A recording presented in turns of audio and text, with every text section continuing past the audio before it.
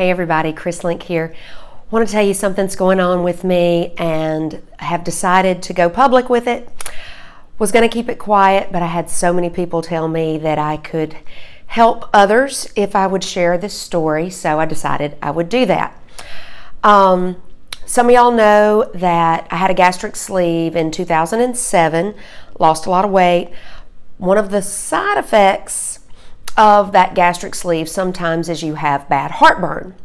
Well, I went to my endocrinologist, talked to her about my heartburn issues, and she said, well, we might need to have that scoped. This was back in April, I guess, maybe 3 months ago, 2 to 3 months ago. And she said, maybe we should go have that scoped. I said, okay, what does that entail? I guess I should have that done. And she said, well, they'll take a scope down and take a look at your esophagus and things such as that. And then she said, have you had your colonoscopy done? You're 52 now. I said, number one, thanks for reminding me that I'm 52. And I went, no, I hadn't had that. And, you know, that's not really pleasant, and really had no intentions of doing my colonoscopy. Well, she said, let's go ahead and do it. They do it at the same time. We need to have one done, so might as well have the other one done. So I said, okay. So waited a couple of weeks, and GI Associates called and tried to get me scheduled for when I needed to go have that procedure. And there really just wasn't a good time because you have to take the day before for the dreaded prep. And so you don't want to be away from your home during that. And then the next day, it's going to take about 2 days out of your life. And, I'm kind of busy. It's been a very busy time. Both girls graduating, Gracie passing the NCLEX.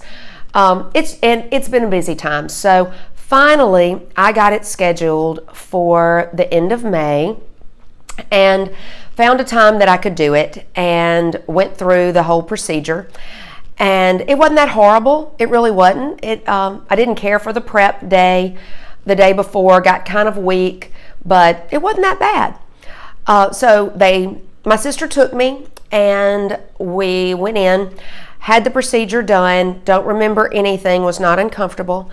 But unfortunately, when I woke up, the doctor was still standing there. And I did not know, I really was told that you wouldn't remember anything. And so I'm like, am I supposed to be remembering him standing here? And so it was Dr. J. Underwood, and he's been a friend of mine since junior high and high school. And he said, Chris, you have a mass in your colon, and it was too large for me to get during the colonoscopy. So you're going to have surgery. Well, I froze, and really, I really wasn't there for the colonoscopy. I was there for the acid reflux. So I was like, this is not supposed to be happening.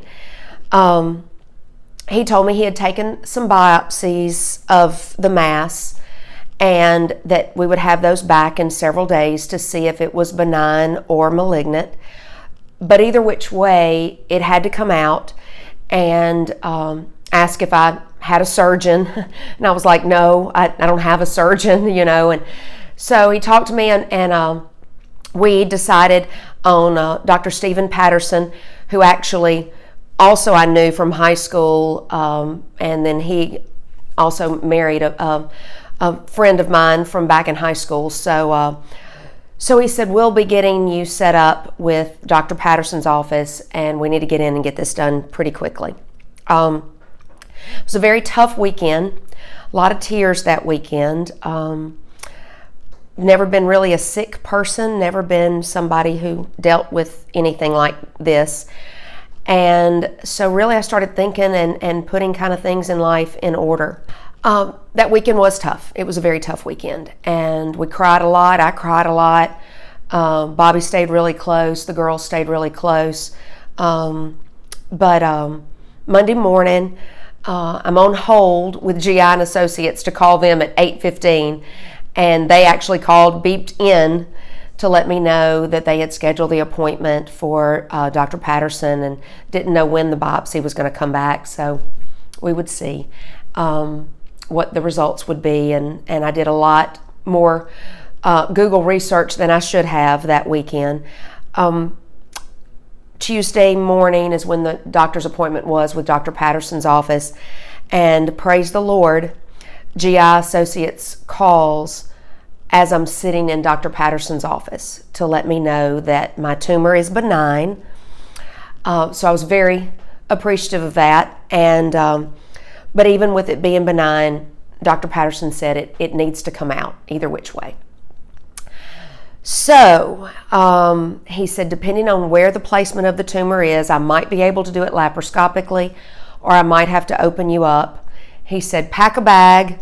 I'm hoping I get to send you home, but you may have to stay a couple of days. So here's where we are. My surgery is scheduled for Monday, June the 14th, which is in a couple of days. I am getting ready to start my prep again with my magnesium citrate, my Jell-O, strained chicken and rice soup. That's what my day will consist of tomorrow before going in for surgery on Monday. I covet your prayers that he'll be able to get it all and that it indeed will be benign when they biopsy the full tumor.